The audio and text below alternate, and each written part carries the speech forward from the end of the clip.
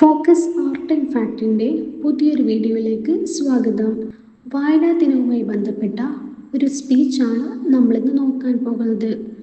എല്ലാവർക്കും എൻ്റെ നമസ്കാരം. ബഹുമാനപ്പെട്ട അധ്യാപകരെ, പ്രിയ കൂട്ടുകാരെ, ഇന്ന് ജൂൺ 19 വായനാ ദിനം. കേരളത്തിൽ വായനാ സംസ്കാരത്തിന് ശക്തമായ അടിത്തറ പാകുകയും ഗ്രന്ഥശാല പ്രസ്ഥാനത്തിന് നേതൃത്വം നൽകുകയും ചെയ്ത PN പണിക്കരുടെ സ്മരണ ദിനം കൂടിയാണിത്.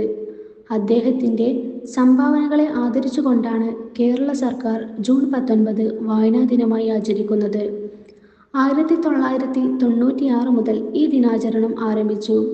വായനയെക്കുറിച്ച് പറയുമ്പോൾ കുഞ്ഞുണ്ണി മാഷിൻ്റെ പ്രശസ്തമായ വരികൾ ഓർമ്മ വരുന്നു. വായിച്ചാലും വളരും, വായിച്ചില്ലെങ്കിലും വളരും, വായിച്ചാൽ വിളയും, വായിച്ചില്ലെങ്കിൽ വളയും. ഈ ചെറിയ കവിത വായനയുടെ മഹത്വം വളരെ ലളിതമായി നമ്മെ പഠിപ്പിക്കുന്നു.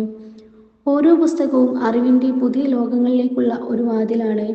ആ ലോകങ്ങളിലേക്ക് നമ്മെ കൈപിടിച്ചു കൊണ്ടുപോകുന്ന വഴിയാണ് വായന.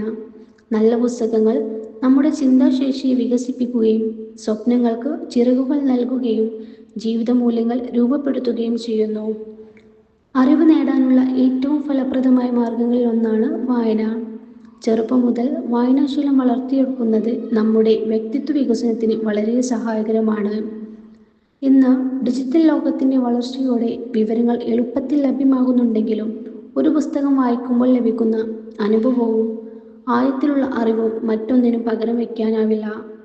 പുസ്തകങ്ങളോടൊപ്പം ചെലവഴിക്കുന്ന സമയം നമ്മുടെ മനസ്സിനും ചിന്തകൾക്കും പുതിയ ഊർജം നൽകുന്നു.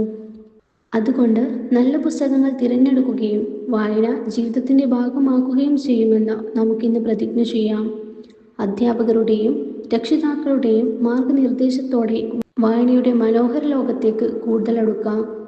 എല്ലാവർക്കും ഹൃദയം നിറഞ്ഞ വായനാ ദിനാശംസകൾ. നന്ദി, നമസ്കാരം.